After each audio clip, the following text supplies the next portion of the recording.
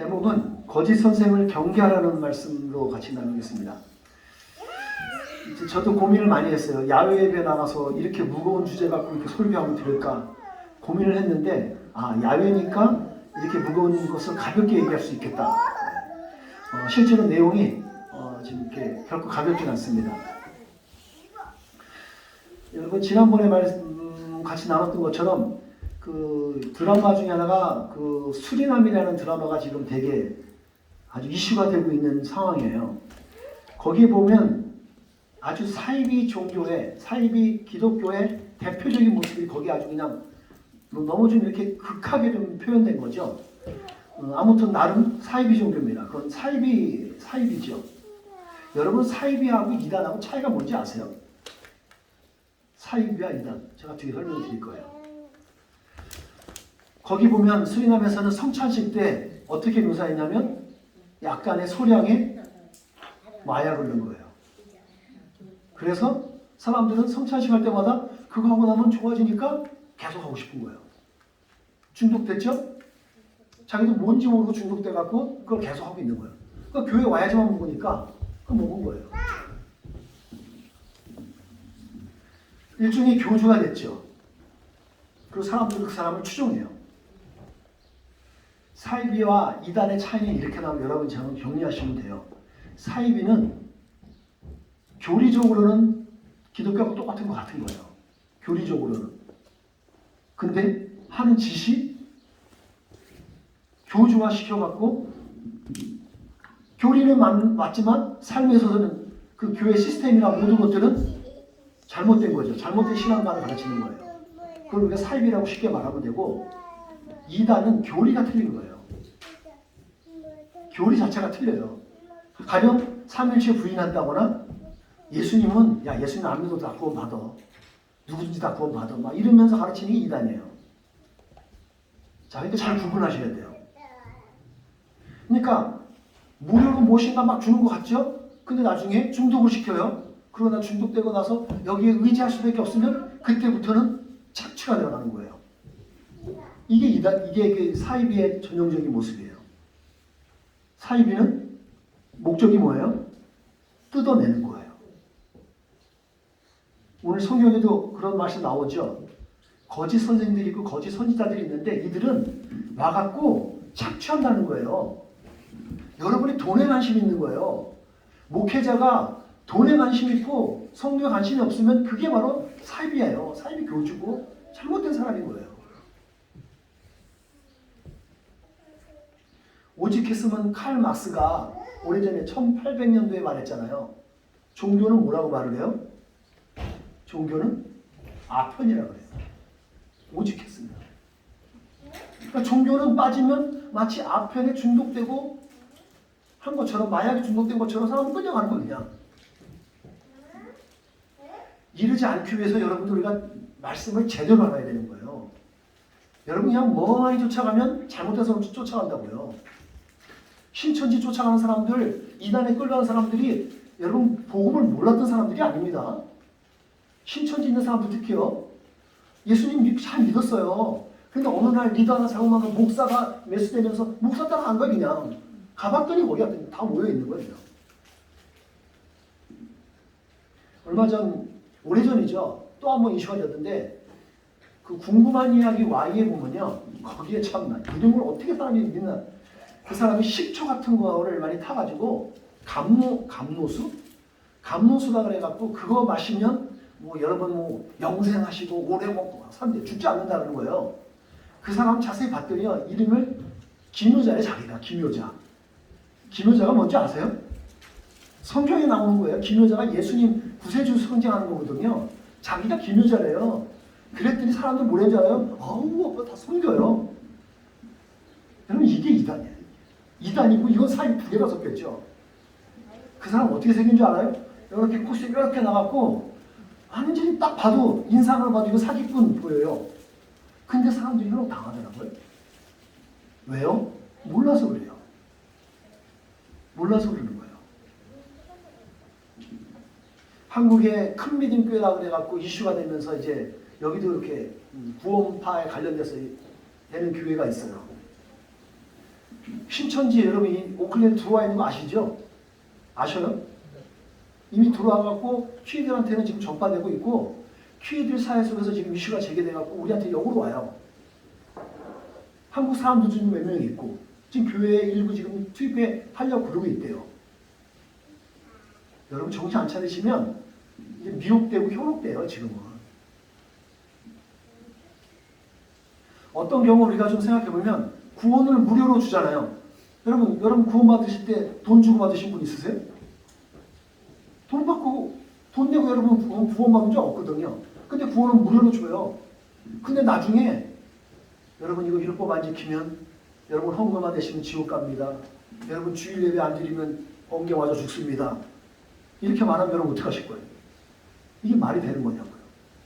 근데 자꾸 여기다가 율법을 갖다 붙여요. 그거 안 하면 벌 받습니다. 거짓 선생은요, 목표는 갈취예요. 여러분 이거 잘 구분하셔야 돼요. 이 시대가 원리적으로 동일해요. 방법이나 이걸 아주 여러분 사기꾼 중에 고급 사기범은 우리가 사기 맞는 것도 모르고 사기 맞는 거 알잖아요. 나중에도 자기가 사기 맞는 줄 몰라요. 그렇잖아요, 여러분. 동네 사기꾼은 금방 걸려갖고 그 사람들 감옥 가겠지만 진짜 고급 사기꾼들은 안 걸린다니까요. 오늘 성경이 말하는 것은 뭐냐면 거짓 선생, 거짓 선지자가 옛날부터 있었다는 거예요. 근데 그 얘기 뭐예요? 지금도 있어요. 또 하나 오늘 성경은 앞으로도 있을 거라는 거예요. 근데 오늘 베드로 사도는 너네 공동체 가운데 앞으로 있을 거야. 어디요? 너희 공동체. 너희 공동체가 어디예요? 우리 교회일 수도 있다는 거예요. 우리 교회일 수도 있어요. 슬며시 들어온다니까요.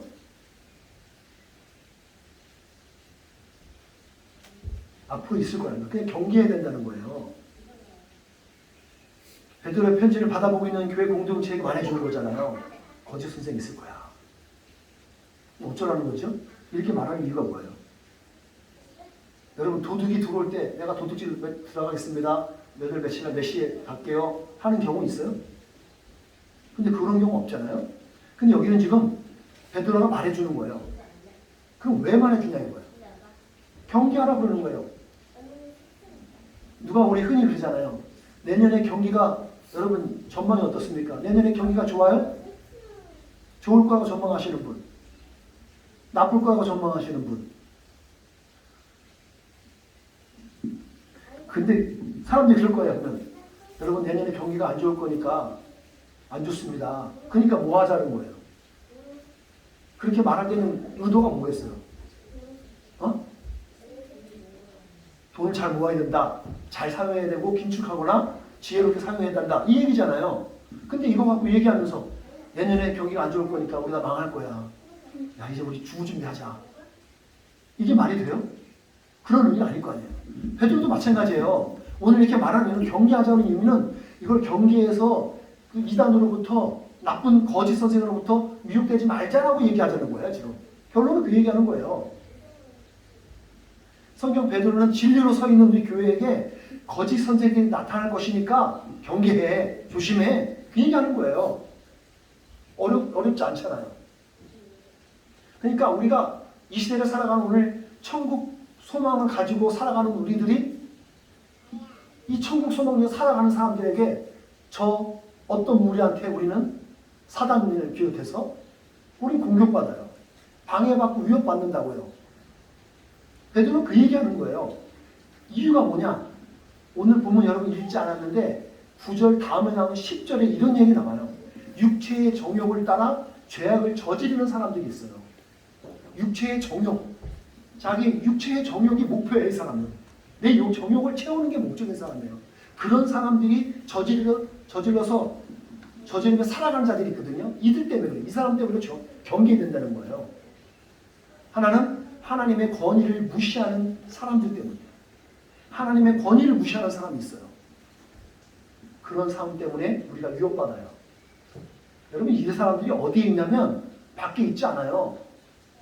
여러분이 회과 다녀서 뭔가 시험에 들면 여러 가지도 올 수 있고 누군가가 어떤 사람들한테 올 수도 있단 말이에요. 우리가 잘 이걸 경계해야 된다고요. 세상을 기준으로 해서 영적 세계 판단을 하는 거죠. 세상이 기준이 되는 거예요. 세계적인 관점이, 세상의 관점이 기준이 되어서 교회를 판단하는 거고 신앙을 판단하는 거예요. 그건 잘못된 거죠. 또 하나 얼마 전에 우리 학생들하고 얘기 나눴던 건데 이런 얘기를 했었어요. 성령을 모독하면 결코 용서받지 못할 거라는 것 갖고 얘기 나눈 적이 있거든요. 성경이 그런 말씀이 나와요. 어디에? 마가복음 3장 29절 나와요. 성령을 모독하고 모욕하는 자는 결코 용서를 받을 수 없다는 말씀 나와요. 되게 무서운 말이잖아요. 여기서 말하는 의도가 뭐냐면 하나님의 존재를 무시하는 사람들은, 그러니까 하나님을, 성령을 모독한다는 건 삼위일체 하나님이 되시는 성령님을 존재를 인정하지 않는 거예요. 그 사람은 믿음이 없는 거니까 당연히 용서가 없죠. 구원을 받을 수 없어요. 그런 사람들이 교회 안에 들어와서 영향력을 끼치면 교회에 문제가 생긴다는 거예요. 제가 보니까 전도하면서요, 마음을 정리하는 게 쉬워졌어요. 딱 썰이라고 해갖고 또 구분이 져지는데 어떤 사람은 열심히 포기하지 않으면 돼요. 근데 어떤 경우는 안 되는 사람이 있더라고요. 믿지 않기로 작정한 사람은 제가 포기를 했어요. 믿지 않기로 작정한 사람은 내가 아무리 설득해도 안 되더라고요. 왜냐하면 결론은 아니야. 근데 궁금해하고 뭔가 지적하는 사람은 이 사람은 가능성이 있어요. 기다리면 돼요. 어느 문제가 풀리면 되니까. 근데 믿지 않기로 작정한 사람 없어요. 그러니까 교회 안에서도 믿지 않기로 작정한 사람들은 약간 우리가 거리를 둬야 해요. 그건 우리 권한이 아니에요. 하나님의 권리 안에 있는 거예요.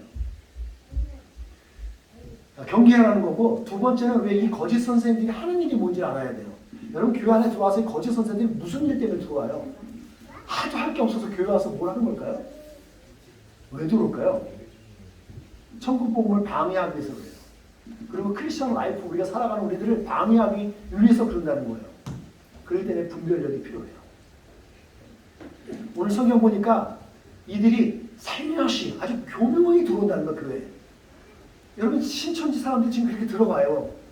아주 교묘히 들어가갖고 아삭아삭하게 하고 할 거 다 해줘요. 심지어 목사님들이 미혹되는 게 들어와서 뭐 열심히 다 해버리거든. 저도 한번 그걸 봤어요. 교회에서 오래전에 부교육자 있을 때 보니까 어떤 교회에 들어와서 어떤 집사님이 열심히 일하는 거야. 이야, 자기 땅에 얼마 정도를 띄어갖고 교회에다가 바치더라고요. 근데 나중에 그거 대내갖고 나중에 하여튼 교회가 어려움을 당했어요. 야, 사기꾼들 못 당하겠대요. 근데 조용히 들어와서 적극적으로 하고 막 휘둥그레하고 사람들이 다 이상하면 믿을만 해. 나중에 돈 다 떼요. 무서운 세상이죠. 교문이 들어가요. 이유가 뭐냐면 잘못된 길로 인도하려고 그래요. 그 사람들이 들어오는 목적은 잘못된 길로 인도하는 거예요. 신천지가 그 대표적인 거예요. 근데 우리 교회는 신천지가 들어와서 뿌리내리기가 힘든 구조예요. 왜일까요? 목장이거든요. 목장이 들어와서 이 사람들을 하려면 여기서 1년 이상이면 1년 안에 웬만한 사람들은 다 티가 나요. 여러분 아시잖아요. 가까이 사시는 지금. 한 사람의 모든 것들을 다 알게 돼요. 거의 알게 돼요. 숨기고 숨겨도. 일주일에 한 번 나가고 그러면 얼마나 알겠어요. 이들이 또 들어와서 하는 일은 혼란스럽게 해요, 교회를. 그래서 교회를 혼란시키는 거예요. 뭐 한국에 보면 그노시즘이라 해서 영지주의라고 말하죠. 영지주의가 뭐냐면 1세기부터 있었던 영지주의가 영적인 것이 우선이야. 영적인 거는 다 돼. 그러니까 스피릿이 있고 소울이 있고 마디가 있는데 이 세 가지가 다 균형이 있어야 되는데 그 당시에는 스피릿만 있으면 된다는 거예요. 그게 영지주의예요. 그노시즘. 그래서 이 사람들은 영적인 것만 다 되고 예수님만 믿으면 구원받으니까 all, that's all. 내 몸은 어째서 상관없어. 내 정신, 내 생각은 상관없어. 아무렇게나 사도 돼. 이게 영지주의예요. 이단이에요. 그건 잘못된 신앙이에요. 그러면 여러분들 그런 거죠. 아니 목사님 예수님만 믿으면 구원 받는다며요. 여러분 예수님만 믿으면 구원 받죠? 아멘? 그러면 여러분들은 삶은 아무렇게나 살아도 돼요? 안 되잖아요. 그럼 여러분들 주일성수하시고 뭐, 말씀대로 잘 살아가십시오. 그렇게 말하는 것 해야 돼요? 안 해야 돼요? 해야 될 거 아니에요? 그럼 어떻게 하는 거예요? 두 개 다 해야 되는 거죠 지금. 여러분 이거 잘 보세요. 오늘 이거 중요한 거 여러분에게 짚어드리는데, 자 최근에 봤던 이제 팀 켈러의 그 책을 무수히 봤었지만 다시 한번 제가 이번에 리뷰를 해봤는데 복음에 대해서 명확하게 딱 정리를 해주는 게 있어요. 잘 보세요. 종교와 복음의 차이가 있습니다. 릴리전과 가스펠의 차이가 있는데 종교는 이거예요. 무슨 순위 잘 보세요. 종교는 나는 순종한다. 그래서 나는 하나님께 받아들여진다. 하나님께 업세티드 된다는 거예요. 그렇지만 복음은 우리에게 뭐라 그러냐면 나는 예수 그리스도께서 이루신 일 때문에 십자가로 돌아가 불법에 죽으신 그 십자가 보혈의 대속의 은혜 때문에 하나님께 받아들여진다. 그래서 순종하는 거예요. 잘 보셔야 되는 거예요. 순서를. 복음이 이거예요. 복음은 조건이 없어요. 하나님께 구원을 받는 거예요. 그러니까 예수 그리스도의 은혜 때문에 그 보혈의 은혜 때문에 우리는 하나님께 억셉티드 돼갖고 우리는 그냥 자녀로 부러진 거예요. 그 은혜에 감사해서 우리는 순종하는 거예요. 여러분 순종 안 한다고 지옥 가고 그러는 거 아니에요. 요걸 잘 구분하시라고요. 종교는 순종 안 하면 지옥 간다 그래요. 헌금 안 하면 지옥 간다 그래요. 이건 잘못된 신앙이에요.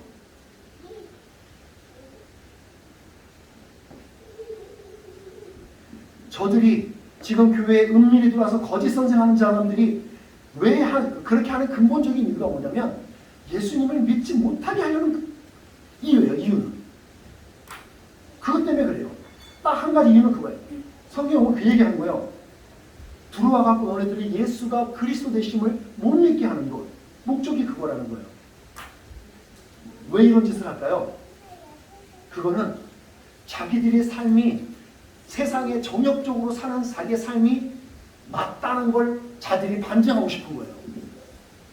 하나님의 뜻대로 하나님의 관점에서 사는 게 아니라 우리의 뜻대로 내 관점에서 내 육체의 정욕을 채워가면 그게 삶에 살아가는 게 맞는 거야. 나는 그렇게 사는 게 맞다고 생각하는데 너희들은 왜 안 그래? 너희들도 그렇게 살아.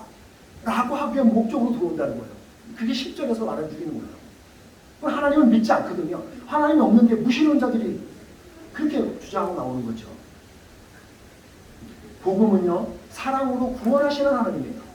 하나님 우리를 사랑하셔서 구원하시는 하나님이라고요. 근데 이걸 기억하셔야 돼요. 죄의 문제가 해결되지 않았음에도 죄의 문제가 해결되지 않았음에도 불구하고 구원을 받습니다. 라고 말하는 것은 올바른 복음이 아닌 거예요. 죄의 문제는 하나님께서 심각하게 다루신다는 거예요. 오늘 성경이 그 얘기하는 거예요. 죄에 대한 거는 반드시 심판할 거야.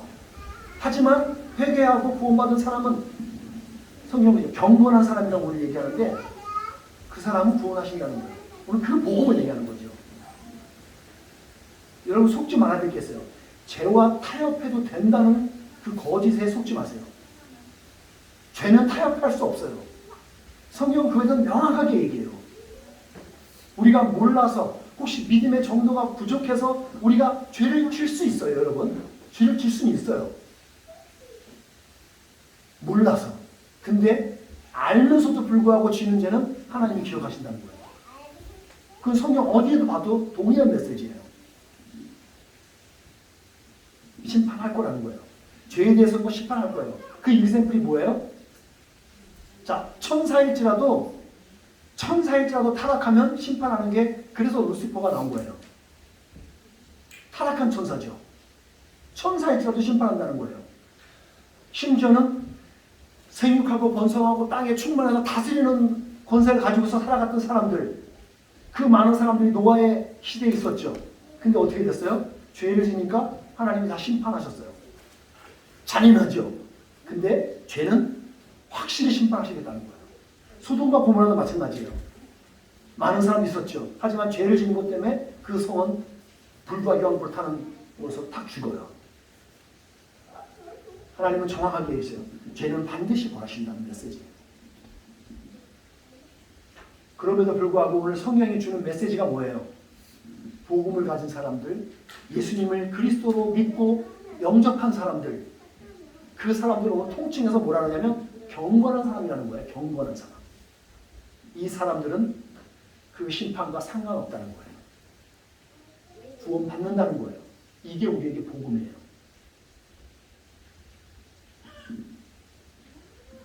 노아의 홍수가 그렇게 있음에도 불구하고 하나님은 동일하게 일하셨던 게 뭐냐면 그럼에도 불구하고 노아와 그의 7명의 가족들은 살리셨다는 것.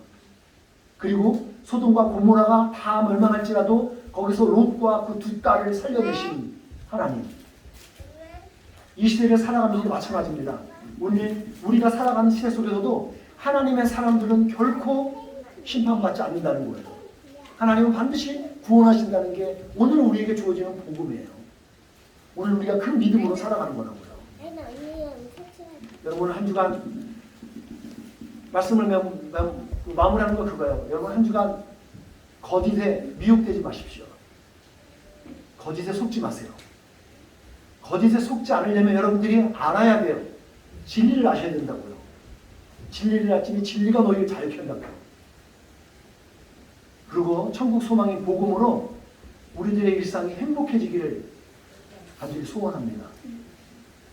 그래서 그 행복감, 그 기쁨을 가지고서 그 기운을 가지고서 여러분 주위에서 선한 이웃 되어셔갖고 예수님의 향기를 바라는 그런 한 주간 되시기를 주님의 이름으로 축복합니다. 기도하겠습니다.